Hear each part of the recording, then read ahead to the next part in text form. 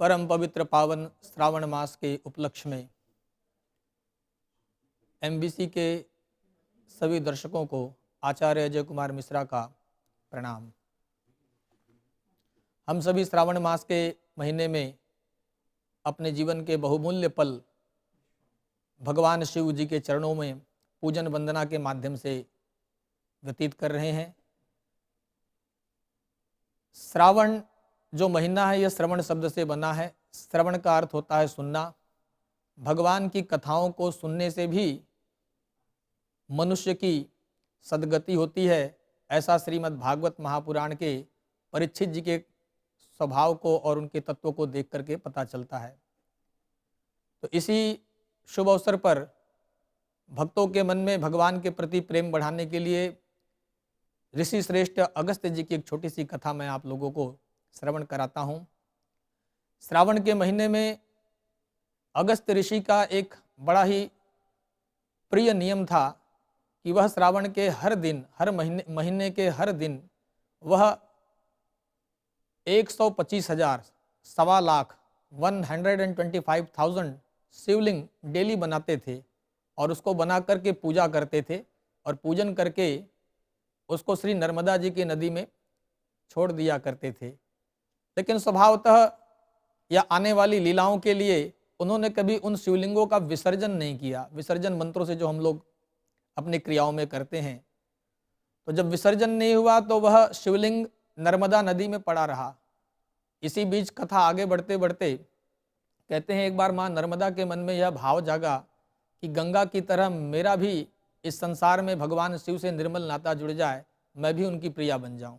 इसी भाव को लेकर नर्मदा मैया ने बड़ा ही अखंड तप किया और तप के माध्यम से भगवान भोलेनाथ आशुतोष प्रसन्न हुए और प्रसन्न होकर के माँ नर्मदा को दर्शन दिया। नर्मदा जी से पूछा कि क्या आपकी कामना है, आपने इस तप को जो किया है इस तप का भाव क्या है, आशय क्या है, आप कहिए मैं आपके लिए क्या कर सकता हूँ। तब नर्मदा मैया ने कहा कि जैसा माँ गंगा को आपने धारण किया है और जैसा उनके साथ आपका दिव्य संबंध है उसी तरह का संबंध मैं भी आपसे जोड़ना चाहती हूँ। भगवान शिव ने कहा आप तो मेरी पुत्री के समान हैं, तो और गंगा गंगा है, गंगा के जैसा दूसरा कोई नहीं हो सकता, तो इसलिए गंगा तो नहीं लेकिन मैं तुम्हें आशीर्वाद देता हूँ कि आपके जो पवित्र जल में अगस्त्य मुनि ने श्रावण के महीने में जो पूजा करके प्रतिदिन 1.25 लाख शिवलिंगों का जो विसर्जन किया था, उस शिवलिंगों को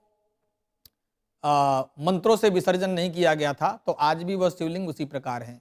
हे देवी, गंगा को मैंने धारण किया था लेकिन आपका जल तत्व जो है इस श्रावण के महीने में मेरा जो हर एक कंकण आपके अंदर से निकलेगा वह सब शिव शंकर के रूप में कहलाएगा।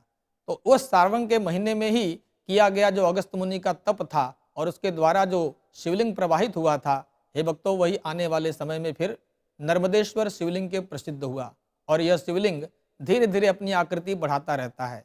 आज भी बहुत सारे शिवालयों में नर्मदेश्वर भगवान शिवलिंग विराजमान रहते हैं और यही वह शिवलिंग है जो समस्त गृहस्थ आश्रम में रहने वाले बिना किसी नियम, बिना किसी रोक टोक और बिना ही किसी ऊंच नीच के भेदभाव से इस शिवलिंग को अपने घर में भी स्थापित कर सकते हैं। अन्य शिवलिंगों में बहुत सारे नियम हैं।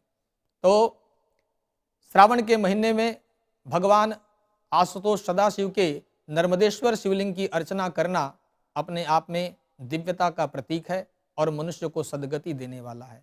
यह छोटी सी कथा भक्तों के जीवन में कोई न कोई मार्गदर्शन करे और कहते हैं भगवान से प्रीति करने से ही हमारी मति निर्मल होती है और जब मति निर्मल होती है तो सद्गति भी जरूर मिलती है और मुक्ति उसकी दासी हो जाती है। तो भगवान की कथा में अपना प्रेम रखें, भगवान की सेवा में प्रेम रखें। यह सुनने का महीना है, भगवान की कथा जैसे भी सुनने को मिले अपने आप को लगाओ, अपना नाता भगवान से जोड़िए। इन्हीं शब्दों के साथ धन्यवाद। ओम शांति शांति शांति। ओम नमः शिवाय।